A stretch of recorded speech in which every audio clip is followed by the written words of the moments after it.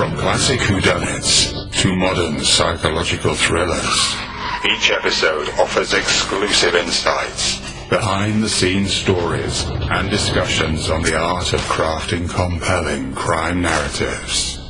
Whether you're a seasoned investigator or a newcomer to the genre, Books to Die For is your ultimate guide to the thrilling world of crime literature. I'm Al Warren, and Mr. Joe Goldberg is with me today. I'm in the house. You're in the house. I've been out of the house planting tomatoes. You know, Midwest, you got to plant your tomatoes. That's required. Bit late. No, well, shh. As long as I got them, sooner or later I can make a great big bag of them and take them over to the neighbor's house so they can give me their big bag of tomatoes and we swap it off and walk away. You don't throw it at them? Yeah. I think their tomatoes are bigger than mine. Yeah. Well, it wouldn't be hard, would it? So leave that alone. Hey, listen, so you made it back. Left Coast Crime's all done. What do you think? It was great. It was refreshing, different, let's put it that way, from the espionage conferences. Because I don't know the market, but a lot of really, not that the espionage people aren't nice, they're great, they're all my pals, but it's just a different group of friendly people and a different perspective on writing and how to get to the end point. And I was taking a lot of notes, and we were there together. I was taking a lot of notes and asking people questions. It's a total learning experience. So thank you. I highly recommend going to the crime conference. It was beneficial. Speaking of a storyteller, we've got one with us today, and he's got a new book. It's The Accidental Joe. So it's kind of like you, but an accident. We're everywhere, yeah. Yeah, I know. Too many. My mom said it. My dad said. The Top Secret Life of a Celebrity Chef. So, Mr. Tom Straw, thank you for being here. It's wonderful to be here. I've been looking forward to this for a long time. Pleasure to meet both of you, or meet both. What made you get into the world of writing? Because you've done, as in books. Yeah. Because you've done a lot of writing with television in in your past. So, what would make you jump over? A desire that I've had to do that since I was a youngster. I mean, if I look back on my rather checkered career, which involved radio and then television writing and now novels and still television, frankly, I always was a storyteller. And, I can remember being a kid. This will date me, but when I was a kid, there were these little metal typewriters you could get where you spun a dial and you could type one letter at a time, and then you spun the dial again and type another letter. And I found myself in my room when I was like a kid, 10 years old, trying to write the neighborhood newsletter, until I realized, the circulation would take me forever to get one done by a page. But it really gave me the bug. I love storytelling. I've always been an avid reader, and I've always looked at books as saying, boy, someday I wonder if I could do that. And I reached a point where, I guess about 15, 16 years ago, I said, I'm going to stop wondering and I'm going to write one. That led to, this is my 10th published book coming out now. Were you publishing under a different name? Do I understand this correctly? My first book was under my own name, and it was called The Trigger Episode, and it was basically a roman à clef for my experience on a TV series in LA with a diva who was the star. And so I wrote that up. It sold to a smaller house, and it was well received, but unfortunately a German company bought the publisher, and they only wanted the nonfiction catalog. So that told me there's no future. But my publisher went to Hyperion Publishing, which is ABC Disney, or at least it was at the time.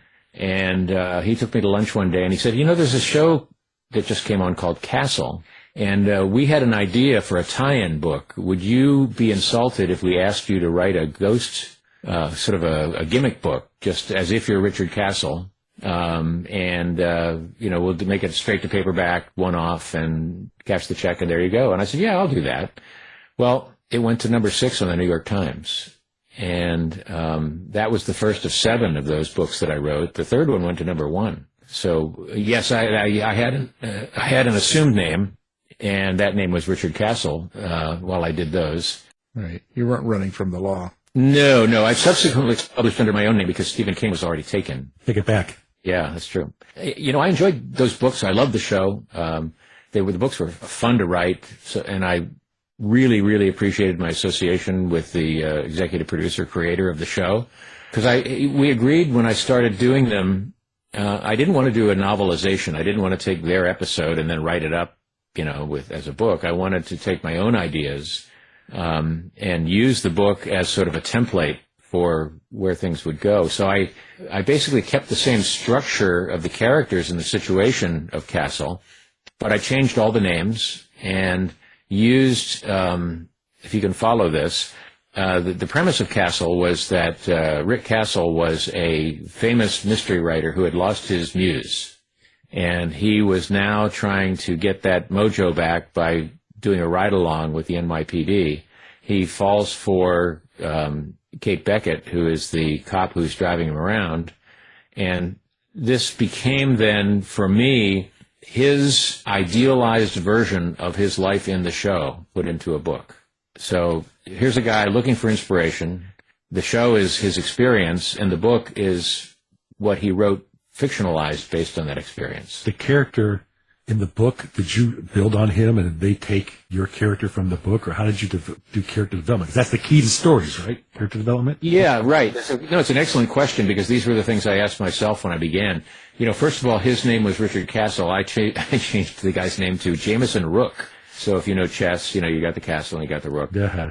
I mean, aside from just that glib change, I didn't want him to be the famous mystery writer. I wanted everything to be like 10 or 20 degrees off what the show was, so it would have that sort of fictionalized feel. So I made him a Pulitzer Prize-winning magazine writer. I kind of figured like Dominic Dunn, for instance, make him a guy like that. And so he was still in the world of letters, but he was more into reporting and interviewing and doing nonfiction writing as opposed to writing, blockbuster mysteries. Did you find it difficult to start that writing process, then change as you have gone through 15 years? Is it a fun thing for you to do? I mean, to be honest, is it a fun thing, or is it one of those first draft good, second revision stinks, that type of, Yeah, well, that's a great question, because I'll give you the real simple answer, and that is that I love it. I still love it. It's still fun. I write every day. In fact, sometimes I have to get myself away from the desk. I love it so much. But that's not to say it's all golden. It's a lot like golf. It's like all the things, the emotions you go through in 18 rounds. And you have good days, you have bad days, you have good drafts, you have bad drafts. And my whole thing is really just, let me go back. One of the things that the Castle experience taught me, after having written my first book, which took me 3 years to write, I had to write my first Castle book in 2 months. Ouch. Yeah, and I also had another job. I was a writer for Craig Ferguson on The Late Late Show at that time, simultaneously. So my day was, I would be at the conference table with Craig and the other writers at 10 o'clock in the morning, pitching ideas for the monologue, and then do sketch writing and things like that during the day. And then there's the show on camera at 5, done at 6. And I would then grab dinner and go back to the apartment. I was commuting from here. I live in Connecticut. I was commuting from here to LA. I had an apartment. I would go to my apartment and I would write from 9 p.m. to 2 or 3 in the morning, and then reset the next day to do it all over again. And my point there is that I was under a real wicked deadline for the first book, and I had no time to do anything but roll on. It made me as a novelist and writer generally much more reliant and believing in my instincts, as opposed to pondering and weighing and, gee, let me think about this and I'll go back to it tomorrow. I was against the clock and I had to get stuff written. And so basically I said to myself, whatever idea I get that feels like it has promise, I'm going to run with that. And that not only made it more fun, but it just creatively opened me up so much and made me less ponderous. You liked having that deadline to write? I do. I will say this. The first couple books were under such an onerous deadline, especially with doing the Ferguson show at the same time. And that overlap lasted like 3 years. I said to myself, I can do this if it's a mission, but I can't live my life doing all of this all at once.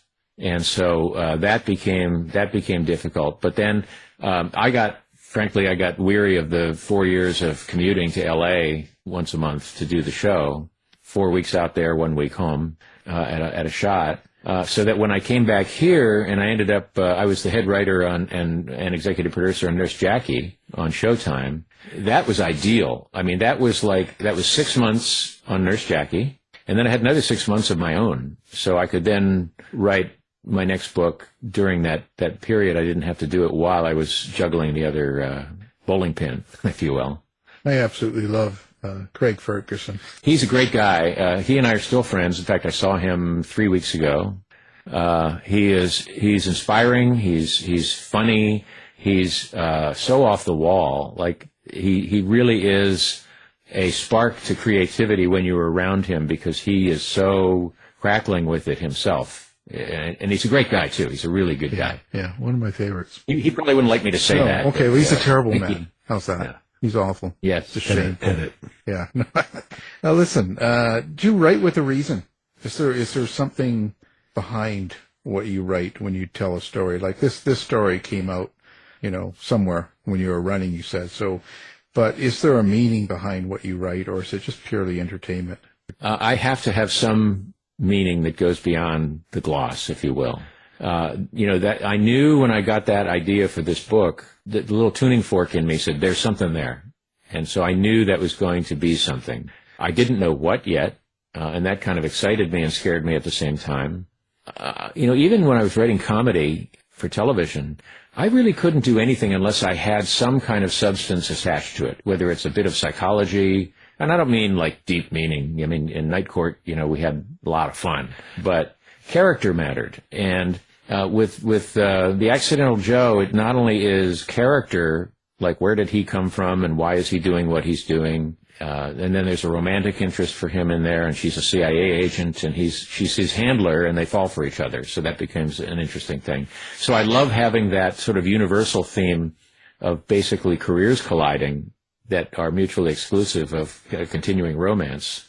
The question rises, what happens when they finish the mission? Are they still going to stay together, or she's not going to stay on the show, and he's not going to quit the show? So I think everybody in their life has those kind of things. Whether you're selling insurance or whether you're a global capitalist, where you've got two people in a relationship with big careers, that's something people can relate to.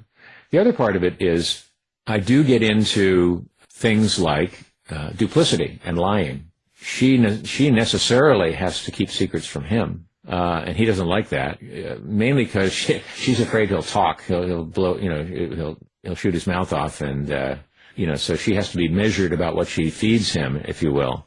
But at the same time, there's a lot of political backstabbing. There's a lot of, which is one of the things I liked about the John le Carré books so much, is that there was so much of the office politics that became very not only irritating but sometimes lethal, as is the case in my book. And I also like to look at the world stage a little bit. I like to look at there's a Hungarian oligarch who's an important character in my book, and he's the Minister of Agriculture in Hungary. Now that may sound boring, except if you do a little research, which I did, which is something that's important to me. I started looking into how the farmland gets divvied up in Hungary, and who gets it and who doesn't. And there's this, just as you have a sort of a strong man at the top of that country now, and I'm not speaking for or against him, but there's a way that they do business there. And if you're in the club, you get all the land, and therefore you get all the farmland and all the stuff that goes with it. So I got into that a little bit there. And I would also say I'm a cook. I don't do it professionally, but I'm an amateur cook. I'm a foodie.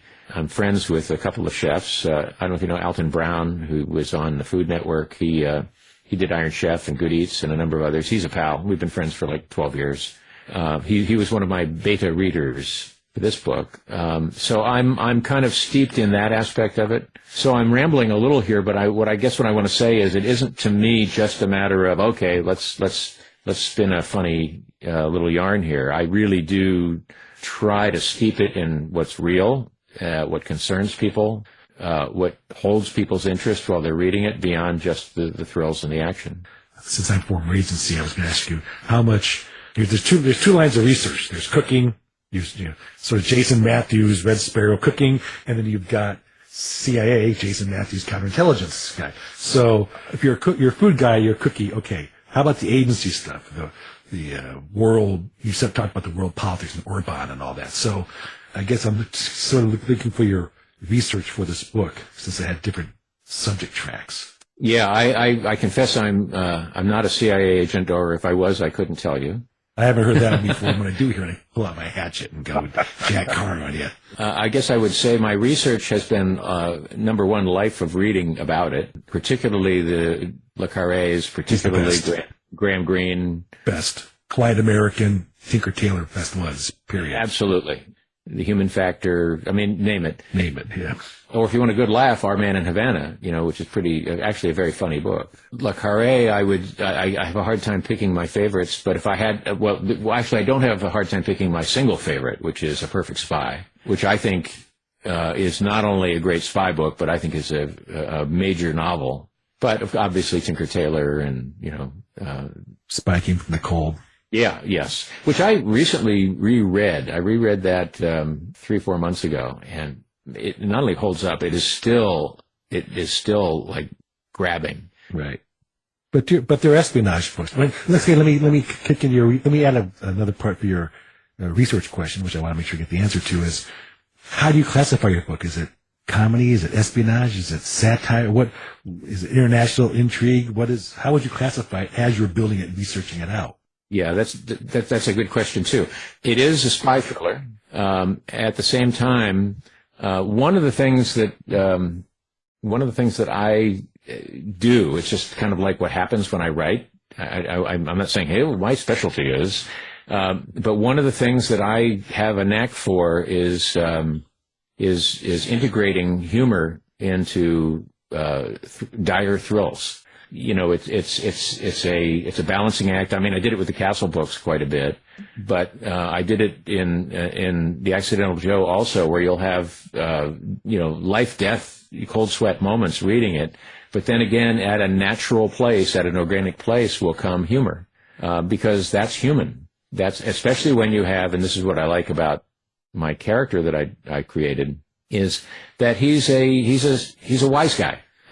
He is a wise guy for a reason, but he's one of those people who will say the thing that you wish you could have thought of saying at the time, or would have said at the time, but never to interrupt the flow of the thrills. When I was on Nurse Jackie, we were in a comedy category because it was a half-hour show, but it was really a drama with some humor and comedy in it. And I would deliver to the writing staff each of the 3 years I was there at the beginning of each season. I would say, just remember, comedy and drama need to be good roommates. You have the drama mask and you have the comedy mask. You don't wear them both at the same time. You don't want to have, I won't name a movie because I don't want to denigrate any of them, but there are some of those action movies that you see and you just sit there and say, I don't feel invested in this because there is no peril. This person is going to laugh through the gunfire. Nobody's going to get hurt. Or if it is, it'll be a pratfall or cheap or whatever. I have stuff in the book that hurts. I have stuff that hurts my main characters, and yet in other moments there'll be some lightness to it, and they have a romance going, so that also creates places for that. But I think if I had to summarize it, it would be deliver the thrills, take their breath away, but then give them a place to catch it, which is where the humor goes. Write that one down. Sorry, be right back. So your characters now, where do you get them from? Like, completely dreamed up, or is it people you come across? Kind of a combination of all. I'm sure there's some of you in each character, but where do their soul come from? Yeah, I always try to go real, and that's one of the things through all of the comedies that I worked on, which were quality shows. I was always very proud of that. That comes out of character. That comes out of the best storytelling comes when you have realistic characters that even if you don't like them, you understand them. Even if you're not rooting for them, you may worry for them or wonder about them. But I always try to start with a soul. That's your word, but it's the way I do it. You know, the idea of somebody I know or an amalgam of people I know, yes. I wrote this book in the first person, and that has a lot to do with getting myself into it quite a bit. When I did this is actually the second iteration of this book. I'll tell you now. I originally wrote it in the third person, and in the third person version, I had as Anthony Bourdain did on Parts Unknown and his other shows, he would do voiceovers to begin the episode or in transition between scenes. And I wrote those in italics into the book, first person. I'll be frank, the book didn't take off on my first iteration. But what people always said is, boy, we love the voiceovers. That guy sounds like fun. And I think, well, that's the guy. Why don't I have his voice through the whole book? So I still have the voiceovers there, but I have the not only first person, but direct address to the reader is my style for that. And what that did for me, akin to what I talked about in the Castle books when I had to go by instinct, I'm getting a lot more of my kind of wise guy stuff in there. And I'm happy to say, Walter Mosley gave it a very nice blurb. He talks about the heart and soul of the guy, that there's a kind of a nice guy in there too. Yeah, I try to draw on myself, but I do incorporate other people I know. Sometimes I go to people I've seen in the news. I try to stay away from other book characters completely. I try not to derive from movie stars or, films. I really try to go real. And if it's either somebody I know or somebody who I would say is in the news, who I say, oh, well, that could be that guy or a piece of that guy. Well, you mentioned a few words in there that maybe I want to ask another one of my multiple pronged questions, but the word is reader. Mm-hmm. Okay, so I get a sense that you like to have a sort of intimate relationship with the reader, but reader viewers are different from books to movies to television, perhaps, or maybe they're not. You tell me. But anyway, can you explain your relationship with the reader? Yeah, I when I was a disc jockey, the best advice I ever got was don't talk to the masses, talk to one person. And I've brought that through my writing now. Even though I'm doing direct address in this, and I do say, hey, reader, what do you think of this? That kind of stuff, that direct. Or I even play with them a little bit. I say, now, I'm not kidding you here, right? I try to get that close because I really cherish that relationship, not just for the exercise of it or I almost said art, but I don't want to overblow. It's also the relationship. Somebody's sitting there, they're either holding a book or a Kindle or maybe they're listening on an audiobook. That's a one-on-one relationship that I cherish and I honor. They've taken time to sit and stay with the book, I hope, without abandoning it. But I think you have not just a relationship with the reader, but I really think consciously about this. I have a compact with the reader. I'm not a fan of the unreliable narrator. I know that's something that works for some people, and more power to them. But I believe that, I don't ever want to fool them. I don't ever want to play a trick on them. I want to make sure that they have all the ingredients to solve the puzzle along with me, and maybe they're not going to get it, but they're going to think they're going to get it. And that also is going to carry somebody through the book. Well, how do you experience the characters you're writing? Do you tend to hear them? Is it like watching a movie for you? Do you act out the scenes yourself?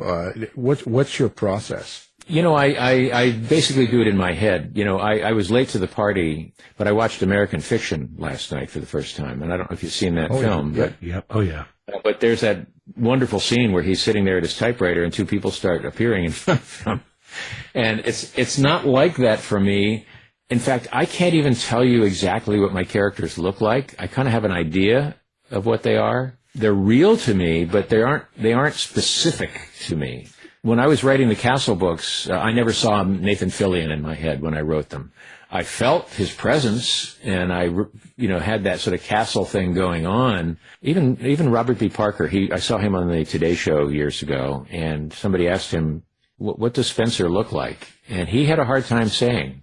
And they pressed him, and he said, okay, if I had to say, he was Robert Mitchum in the 50s. You know what I mean? But even he didn't have that specific view of who his character was. But they talk to me. I think it's important to listen to them. It's important to let them take you where they're going, or restrain them from where they might take you.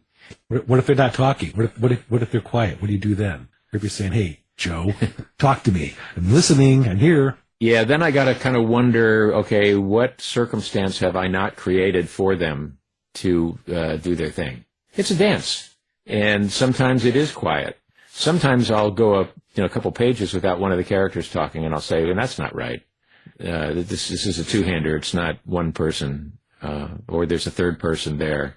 So I always am attentive to making sure that my characters are present when they need to be, or if I've overlooked them, I try to find an organic way to bring them in. But I never shoehorn. I don't fall in love with a line and just, if the scene goes another way, I don't try to build the scene around one line or a joke or a piece of business. It's experiential for me. I guess what I'm saying is I try to improvise it and then record it. And I do that with a fountain pen at first, and then graduate who knows when, but at a certain point I go to the keyboard. How do you do that? Everybody says I write longhand, Hemingway and all that.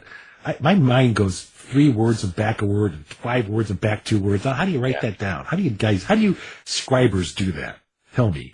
Yeah, it's always my starting point. It's never I don't go the distance writing longhand, but to me there's something tactile about creating that connection between the brain and the hand and the paper. It's like painting the words. I go back, I cross out, and having written screenplays, you draw the big box and you put the X through it and all that. I do all that too. But at a certain point, and especially if I'm on a super deadline, I don't do any dilettante stuff. I just, make the keyboard smoke. So what happens when your character tells you to drive off a cliff? I think they might die in the car. Do you know the end? I mean, do you have an idea where you're going? I mean, I know there's pantsers. I'm a plantser. I plan and I sit. I just kind of write both in outline. But yeah, do you know the end when you're getting there? When you're starting? I kind of know the end. Sometimes I know the form of the end. Like I'll know that something has to happen here that's going to be this kind of a misdirect or this kind of event that's going to intervene. Coming out of television, and also in genre form of mystery and also spy thriller, you kind of have to know how you want to end, even if you change it. So I'll do like 18 to 20 page single spaced outline before I start. But what happens to me, much like with the fountain pen and going to the keyboard, I'll be 1/3 through my outline and things will start steering another way. What I try not to do is adhere slavishly to the outline I created 4 weeks ago, because that was then, this is now, that was an outline, this is a book. So I'm always open for surprises. I'm always open for a character to do something that makes me say, well, that could be made into something more. In the sequel to The Accidental Joe, which I just finished writing, first draft, I came up with like a major kind of like, oh, I could have that happen. And it surprised me. And I thought, well, that shouldn't just be an incident. That's something that may inform the rest of the book once that comes up. It has to. And I think that's kind of the joy of doing it. When you asked earlier if I like it, what I like about it is that there's kind of it's a playground.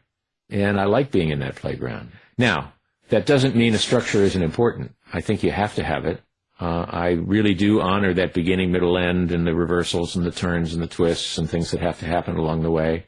An ending that is surprising yet inevitable, as Aristotle put it, whoever he was. Yeah. But to get there properly, you don't want to come in with a Deus Ex Machina ending. You don't want suddenly a character to appear. And one of the things that I enjoy doing is when I create red herrings, and I think that's always important for the reader to enjoy and to keep them guessing, is that sometimes if I do it right, I reach the last quarter of a book and I say to myself, maybe the person I thought did it didn't do it. Yep. Maybe, if you built your red herrings properly, let's say you've got 4 red herrings, maybe one of them did it. And if you've done it properly, they plausibly could.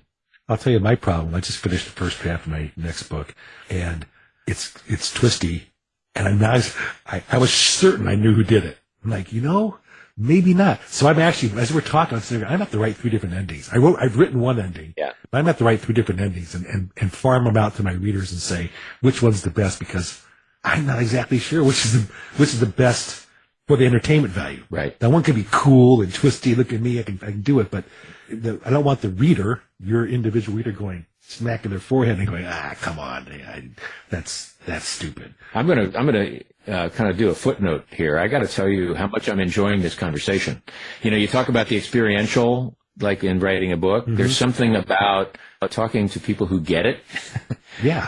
Who have questions, and they're questions that are from a deep understanding of the craft, and I'm enjoying this very much. Well, I'm not kidding. I'm taking notes. I always take notes whenever talking to people who've done it better. And I'll call you with my TV treatment for my books too. I'll get to that later. But, I'll get your email there. Who's kidding? I'm not kidding. I've got to take the shot. Swing for the fence. Yeah. Listen, but when you write something like this, The Accidental Joe, right, this book here, and you talk about Hollywood coming and knocking and stuff like this, when they assign an actor to take a role on that you've already written, yeah, does it affect how you write the future parts of it? Because I know when we talked to Anne Cleave, she was talking about that, how in one of the TV series they made of her books, she didn't care for the lead character. And not personally, let's say, but just who that character was. Right. Bad choice. Right. And so then it kind of interrupted the way she wrote. Do you know what I'm saying? So she had this. Oh, absolutely. And so how do you kind of get around that or handle it, or what do you do if that happens to you, or what's your experience in that situation? Well, I think also go back and say, as somebody who was a showrunner on a number of TV series, I've done casting. I've been the person with the final say. And I'm keenly aware of mistakes I've made in casting parts, or people who I have cast or have been cast in shows I've been working on, that I say to myself, boy, can you imagine how great it is to have this person doing the material? So it's very important. But for me, I do, within reason, as long as the person who is playing the role is reasonably within the realm of what I sort of envision in that little tuning fork in me about who this person is, I'm good with it. Unfortunately, the Accidental Joe has been optioned by a major Hollywood studio, as they say, which I can't disclose who they are yet, but I had multiple offers on this book. The one that we ended up in business with is truly exciting to me, and I'm involved in the casting of that. In fact, today before this, we're preparing the pitch now to take to cables and streamers and whatnot. Part of the pitch is, okay, who would you pitch as potential cast members to play the certain parts, and it's a game you play, but you look at it like I'll make a list and I'll say to myself, well, I loved the idea of this person 2 weeks ago, but now I thought of this. I mentioned American Fiction. All in my head today is Jeffrey Wright. You know what I mean? I'm thinking, okay, where can he fit in this? He wouldn't be my lead guy, but, wouldn't it be cool if he could play, one of the CIA people, for instance? Well, I think you should put Joe in there. Yeah, that'd be an accident. You get it? That's a play on where my name is Joe. Yeah, it's not for the faint of heart, I'll tell you that. Right. I've done that. It's like putting Tom Cruise's Reacher. Right? If you know the character, just give me a break. And I'm not going to go to the movie. Have a nice day. Yeah, nothing against Tom Cruise. Great success. For all intents, probably a wonderful guy. But not Jack Reacher. Right. Yeah, it happens. And your humor. How far can you go with humor? And do you have to have a certain timing? Is it something that comes natural, or does it work? That's always a difficult thing when you're dealing with certain subjects, right? So How do you approach that? My approach to it is never tell a joke. In other words, I don't do the, hey buddy, why the long face kind of stuff. It's not 3 guys go into a bar. I just don't do that. I think then you're breaking form. I think you're telling your dear reader that they may be wasting their time because you're not honoring the investment they've made in a real person who's just basically saying things in reaction to what's going on, or in expressing a fear or desire through whistling through the graveyard. I can't give you an example per se, but I just try to make it something that somebody would plausibly say in that circumstance, and it would be something only that person could say, and only in that particular circumstance. Well, that brings up a question, because I teach social media on the side and misinformation stuff, and I always tell my class, watch out for humor, because everybody has a different sense of humor. Right? So if you say something that might be funny to them, someone else might think they want to get you. Which leads to the next question is, are there things as you're writing that you say, ooh, I better not put that in because I'm going to get whacked? Yeah, I hate to use cancel, but, whatever the word is, do you self-censor yourself? I think I wouldn't call it I self-censor. I think what I do is I try, and again, it's the relationship with the reader. I try not to, I try not to be insulting to anybody or group. I try not to be unkind. If I have a character say something horrible, I make sure it's that character, and that character is known to be horrible. So it's not an endorsement by me of what they may say, because that's very important. But, I don't write out of fear. I try to write out of respect. I think that would be it more than anything else. And I don't think you can go wrong that way. I mean, there will be things that I'm certain that I will say or do that shouldn't happen. And they'll get a reaction. But I find that naturally I don't need to kind of restrain myself, because I try to conduct myself as a gentleman, if you will. And I'm open to all in the world and all the good things that people experience and do. And I also try in showing the evil and detrimental things in the world that they have a context, and that villains never know they are. And it's really important to make sure that even if somebody is kind of horrible, that they have a family too, or that they have a fear of something that's legitimate, or they have a motivation for acting badly that we may not know about. The short answer is I don't censor, but I do try to be respectful. Action, violence. Are you conscious of how you do that nowadays as people become more sensitive, or do you just write it as you think it should be? I write it as I think it should be. I try not to be sensational. In a way, I write it the same way I write sex in my books. Is I try not to make it, tab A, slot B stuff. I'm friends with Larry Block, and he told me one time, he says, when somebody's driving a car, they never say he used his left hand to hit this turn signal, then with his right foot put his heel on the floor first, and then press the accept. You don't do that. What you do is you do the value of what's happening, and I find you can portray intimacy and get maybe even more out of it by going for values and responses on a human level, as opposed to what the specific physicality of the acts might be. Now, for violence and things, I have a torture scene in The Accidental Joe that, it's pretty harrowing. And, you wonder what the hell is going to happen here. And, I want the reader to feel that, because it's happening to the main character. And, it's through his eyes. It's, we're telling the story, in his brain. And, so I need to have the validity of what he's experiencing. Otherwise you're cheapening it. I think it makes it less real if you play games with it. Well, I would say what's coming up next, but obviously you've already written the sequel, it sounds like, so I guess that would be coming up next? That will be coming up next. I finished it a couple weeks ago, and I'm kind of, I'm off on a tour next week, so I'm kind of in that kind of high-class problem where I can't get to my stuff, because, between, getting the tour lined up and, various other parts of, promotion and marketing and so forth, it's hard. Plus, I'm working with my producers on the pilot pitch for the TV show, so sounds like I'm making excuses for myself, doesn't it? Yeah, you did a good job too. Yeah. What I like to do is I always like to at least give it a week before I go back to it, but I think it's going to be 4 or 5 weeks, and I think that would probably benefit the work. Sure. Are you going on a dancing tour, or is this like you cooking tour? Opening for Madonna here? Like, what's going on? Yeah. No, I'm doing bookshops all around the country. I've got. I'll tell you where I'll be. I'll be here in Connecticut at R.J. Julia, which is a esteemed bookstore. I'm going to be at the Mysterious Bookshop in Manhattan, Then I go to Murder by the Book in Houston. Then I go to Poison Pen in Scottsdale. And then Book Soup in West Hollywood, Los Angeles, California. And then back here, East Coast for Thriller Fest. I'm on a panel there. How come no one comes to the Chicago area? I love Chicago. I mean, Winslow did. I missed him. I love Chicago, but it didn't work out this time. But next time. Next time. Yeah. If you show up, I'll be there, okay? Oh, I'd bring you some barbecue. I'd smoke up a brisket for you and bring it over and say, hey, read my book.